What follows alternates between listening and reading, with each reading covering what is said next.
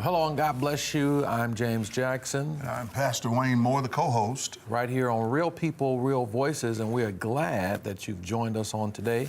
Dr. Moore, we've got a great show today. Yeah, I think it's going to be a great show. We're going to talk about the life of a filmmaker.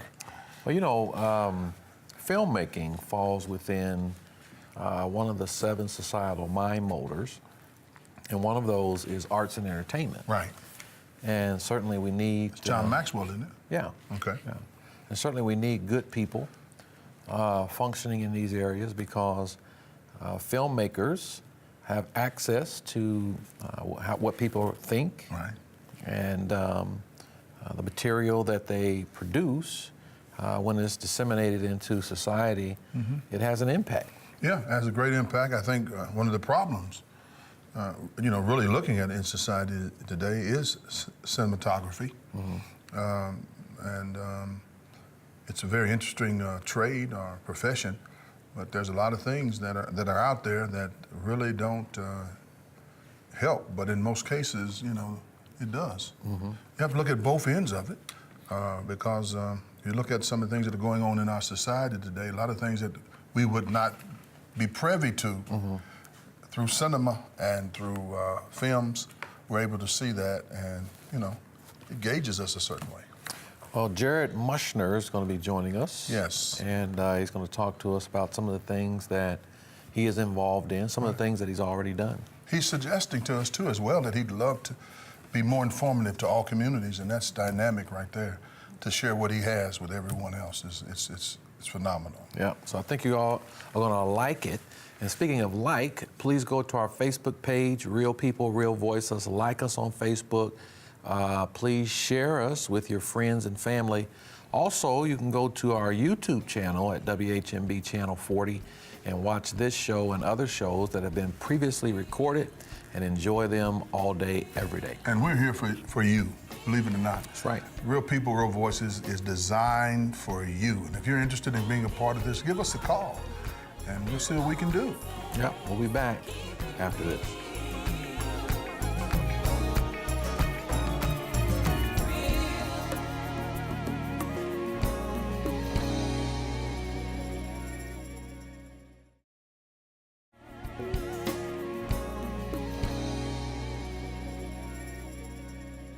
Welcome back to Real People, Real Voices. I'm Pastor Jackson. And I'm Pastor Wayne Moore. And we have with us today Mr. Jared Mushner. Thank you for having me. Happy to have you, Jared. Thank you for coming. And you're the owner of the Tropical Squirrel Productions.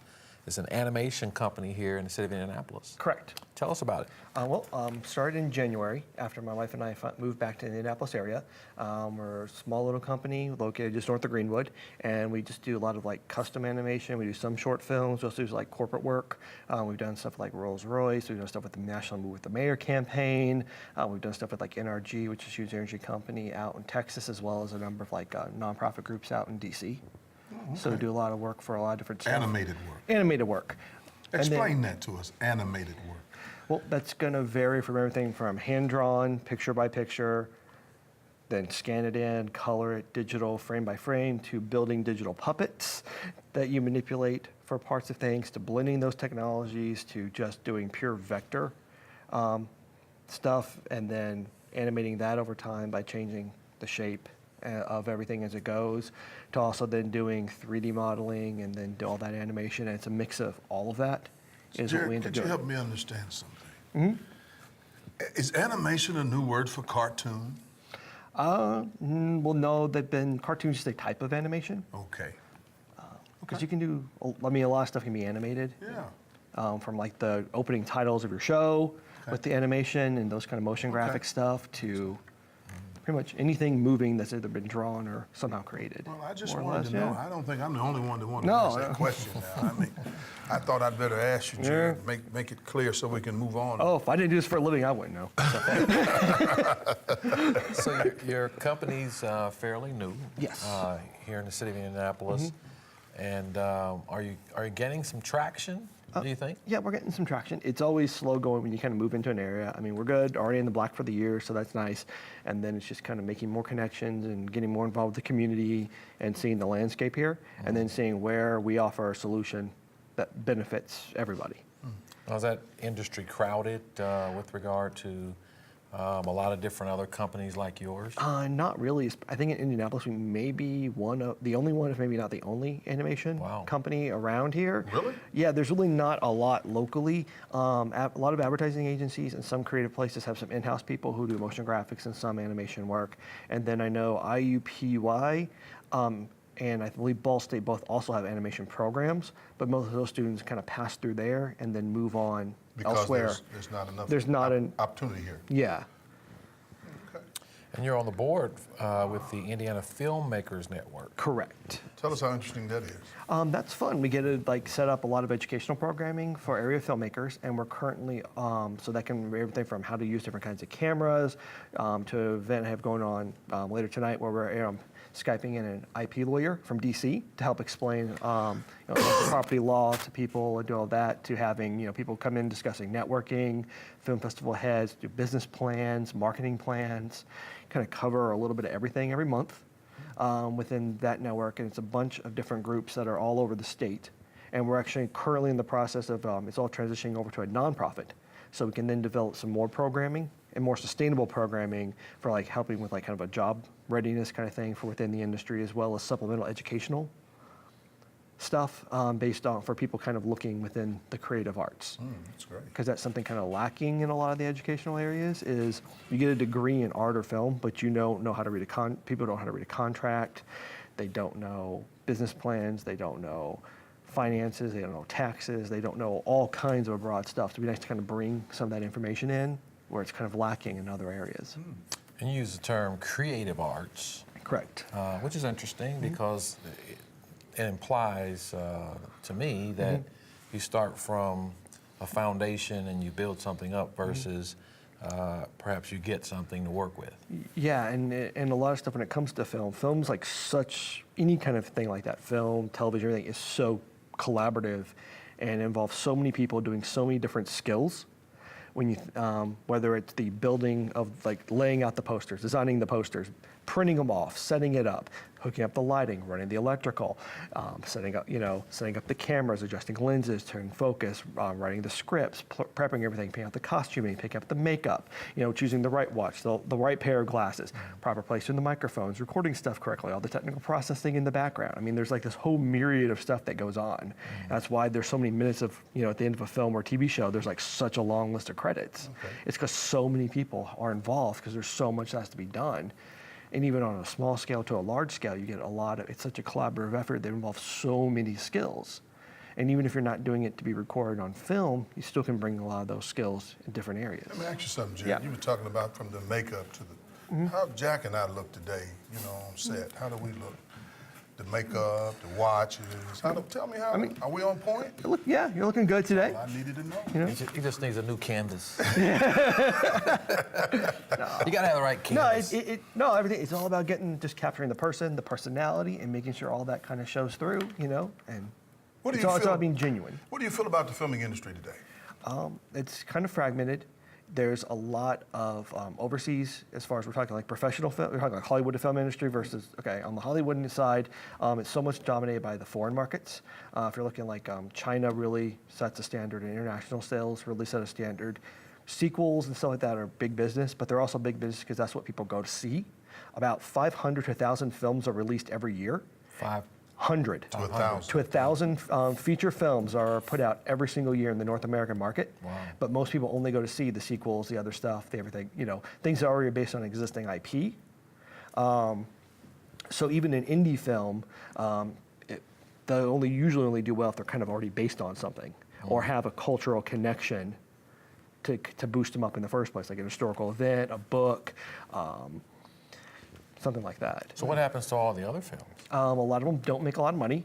Some of them make back their money if their production budgets are low, on video on demand, online streaming, and some just don't make money. And they just lose Is that where the A film, B film, C film, D film, et cetera falls into? Yeah, kind of. And Sometimes too, though, that used to be kind of a grade of quality, I think too. Like, it's kind of like, well, we'll have the top stars or the best sets, but Right. so it'll be like a B or C film. And Okay. So Indianapolis, and after the break, we'll kind of talk more about how you got into it and maybe encouraging some young folks to get involved. But a lot of times people don't say that Indianapolis is a good town for arts and entertainment and various things like that. But your business is actually here. yeah, and Indianapolis is a great spot for that. There's a lot of opportunity from creative arts all over the area where you're doing painting, sculpture, film, whatever. There's plenty of opportunity here. I mean, last year I worked on a feature film we shot here. I have friends who worked on stuff all throughout the area, some great films. And there's still people making films like today here and doing stuff constantly. It's just that a lot of it doesn't get attention. And really the biggest problem is probably a lack of communication, because the communities themselves are amazingly supportive. Like, to try and film in LA what you would do in Indianapolis is a nightmare. And you can do it so much cheaper and sometimes better here in the Indianapolis area, just because the community is so giving. Where you want to go film at a restaurant. The restaurant owners are like, great, and you can just go do it here. And then you may have people volunteering to be in the background, and they may even give you food to use on set. You do that in LA, you need 7 or 8 different permits. Right. The restaurant's going to charge you for their use. They're going to charge you for every piece of food. They also want to be listed in the credits, and there's all this other stuff that goes on there that makes it so much more expensive and a hassle in that area than doing something here where the community is all supportive and everyone's just, It's new willing to the help out. community. It's new to the community. I think part of it too is just that Hoosier hospitality, where people, are looking to help out people. And All right. Well, we're going to have more with Mr. Mushner when we come back.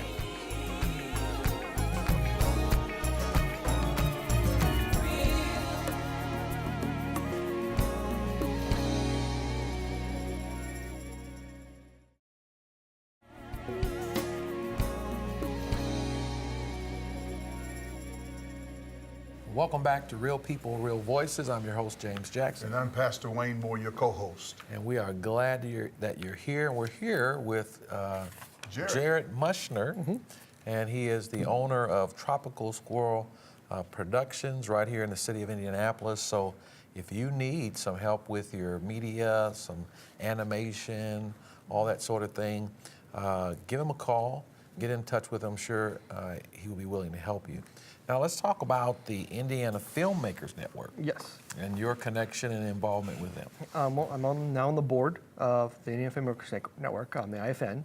I just started on that earlier this year on the board, and helping lead the transition of it from just kind of like a social group and organization to like a full-fledged nonprofit.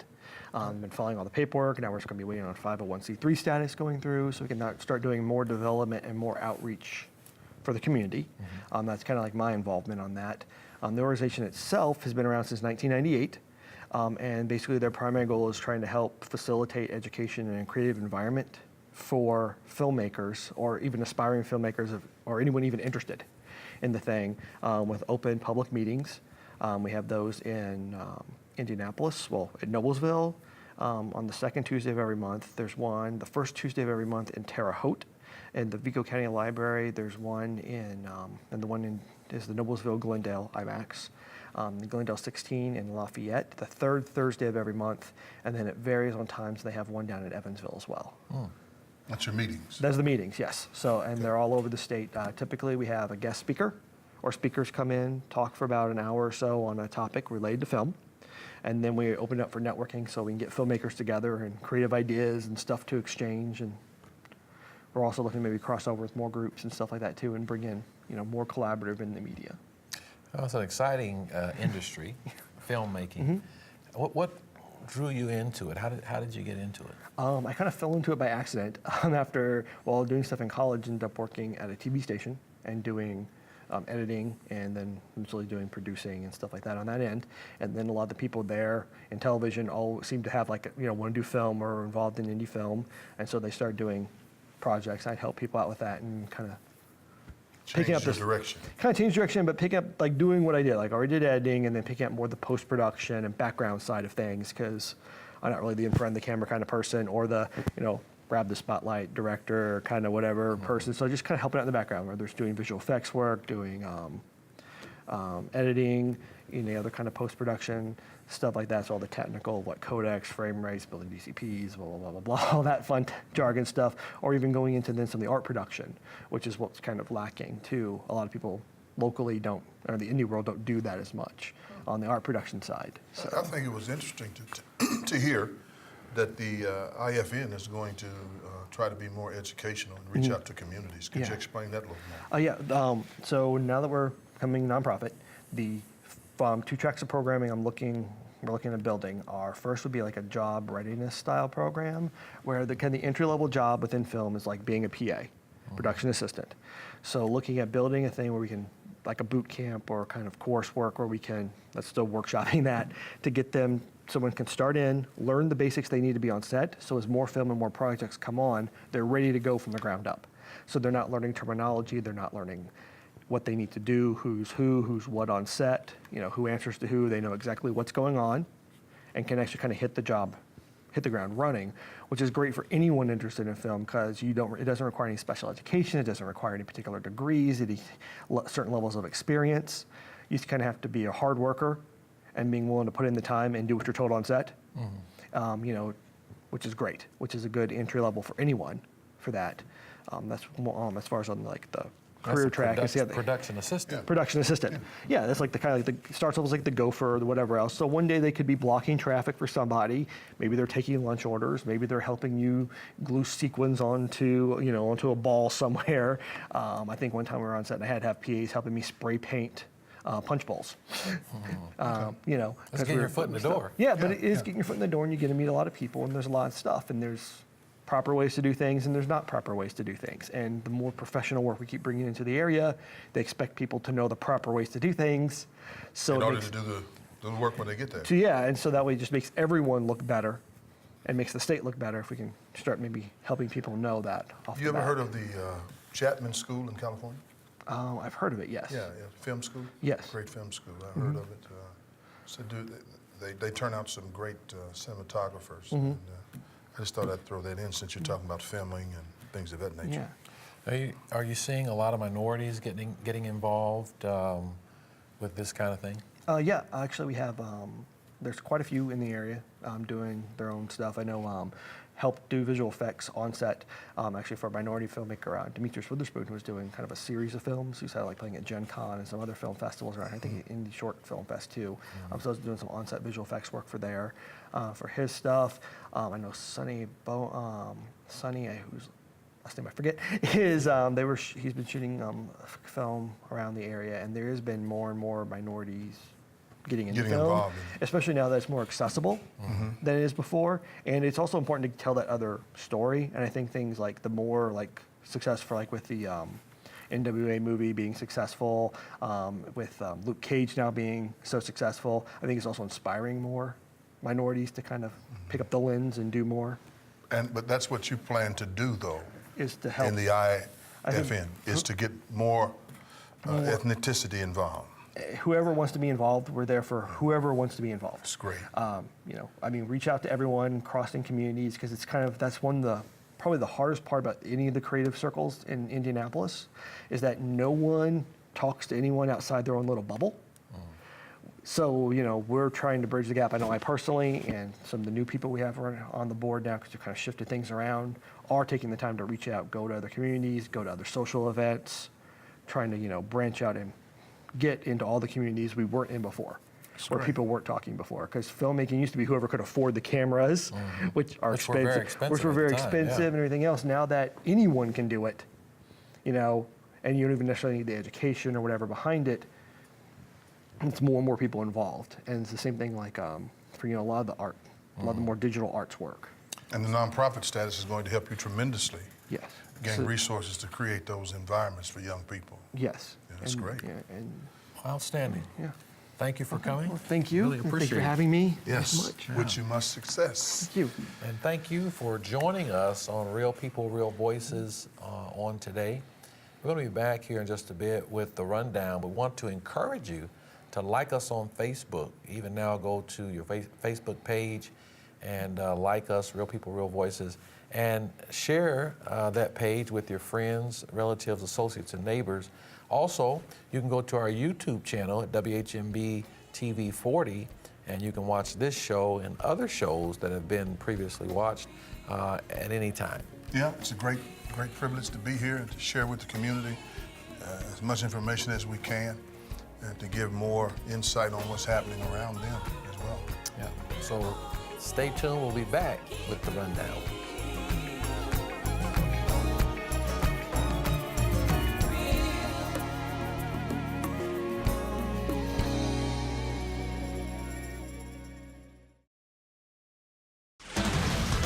We are looking at a pretty lopsided matchup, Jim. Ron, this newcomer has no idea what he's getting himself into. Let's go to the action. Jim, the size difference alone is staggering. Unbelievable, Ron, and this guy acts like he doesn't have a care in the world. What is he thinking?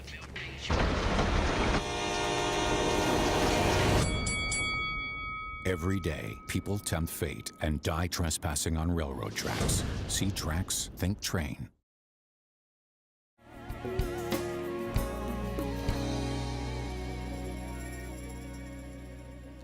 Welcome back to Real People, Real Voices. I'm your host, James Jackson. I'm your co-host, Pastor Wayne Moore. It's been a great show today. Yes, it's been a great show. It's been a great day. Yeah, yeah. Jared has some great information. I like the aspect of him giving opportunities to others Yeah. as it relates to film now in all communities across all lines. It's phenomenal for any community to have the IFN in the community. Well, I hope they will bring some of those meetings he talked about To Indianapolis. closer to, Yeah, inner city. yeah, where they can get it. Glendale, I think, was the closest. Closest, yeah. I think that's phenomenal, though, to where he was a chemistry and physics major, and Rose Holman, and so he had to do some other things, and this is what he ended up doing a great job with it. Yeah, well, you know, that says he already had an analytical mind. Yeah, great mind. That Yeah, kind of discipline, yeah. to get in that kind of work. Yeah. You know, that labor-intensive, creative kind of work is challenging. And I think it's going to be something that we're going to hear about a lot in the future. A lot of young people getting involved in it, and hopefully the teaching aspect of it Yeah. that they're going to offer, that piece after they become a nonprofit, will reach all areas of communities. Yeah, I mean, I believe that there are a lot of young people, That would love this opportunity. Yeah. Yeah. and as he said, you can pick up a camera. I mean, if you have a smartphone, whether iPhone or Android, they're so advanced now. Right. A lot of filming going on in the country now. Yeah, the social media. But there are some people who have used iPhones Right. To film do movies. short movies. short movies, yeah. They're just that powerful. And received awards. I read something on that Yeah. recently about somebody doing an iPhone documentary and Yeah. got an award for it. Well, with Facebook Live and you got Periscope. Yeah. A lot of vehicles, yeah. man, to create film, to create movies. And it's a lot of stuff out there that a lot of people are getting on their phones as well. Interesting stuff. Yeah. So we want to thank you all for joining us today on Real People, Real Voices. We hope that you have been blessed. I want to encourage you to go to our Facebook page and like us on Facebook. Also, if you would like to watch this program again and some of the other programs that have come before this one, a lot of great information. It is, yes. And you can go to our YouTube channel there on WHMB TV 40, and you can look at this program, you can pause it, you can take notes, you can write down information so that you can benefit and be blessed from what's on the show. I tell you, man, this is a privilege to be here to help the community and say things and bring people to the community, that will give them insight on certain areas. And we hope that this show, Real People, Real Voices, is doing what God has designed it to do by reaching the community and giving information to people who need it. Amen.